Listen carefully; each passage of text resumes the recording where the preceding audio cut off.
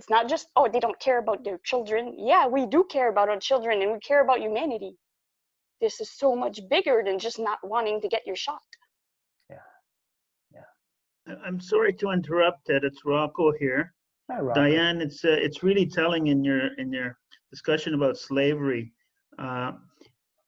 You know, in various slave trades throughout history and all over the world for the last 5,000 recorded years, a mask was often used during the slave trade to remind the slaves that they were not human, but property, and who was in control. And I see the same dynamic being forced upon us with these mandatory mask orders coming down now in Ontario. It's a very powerful symbol to mask somebody and completely remove their identity as a human being. It's muzzling. Yeah. Yeah. Sorry to interrupt. No, Rocco, I think you connected the dots for us in a way that need to be connected. We need to realize that this masking is not medically indicated. It's a form of enslavement. It's a form of capture. It's a form of psychological control. Right. And it's disconcerting to me to see so many people willingly embrace or participate in their own enslavement. And if I may interject, I live in a small community, and I had to go to the hospital last week.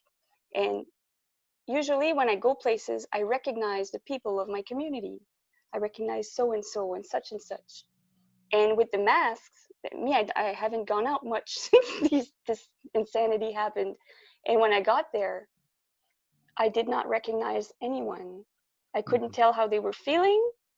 It felt like a wall in between me and my community, like isolated. It was the most strangest experience for me. Yeah, yeah. Well, and Diane, your speech inspired me to do some writing as well. And one of the quotes that I grabbed from a woman that was involved in freeing the slaves was that quote. I can't remember it exactly, but she said something like, I freed 1,000 slaves. I could have freed 1,000 more if only they knew they were slaves. And I think that's what we're up against here, is that so many people don't recognize the enslavement that's happening. Harriet Tubman, thank you for whoever just shared the name. So I just want to applaud all of the mums and dads and the awake citizens of New Brunswick who really raised this to a higher level of consciousness. And to me, you did the rest of Canada a service by the work that you've done. And I like to think that a number of people were educated through this process. And I have no illusions that the battle is over. There's too much money involved, and there's too much of an appetite for control for this to go away. And so we need to be vigilant and we need to persist. But this was a good win this week. So thank you. Thank you. We cried. Mm. We're ready for the next wave. People don't like joining losing causes or lost cases, you know? And this win gives hope to people. And it makes the people that are standing on the sidelines, that are just on the fence, that they want to join, but they've been hesitant.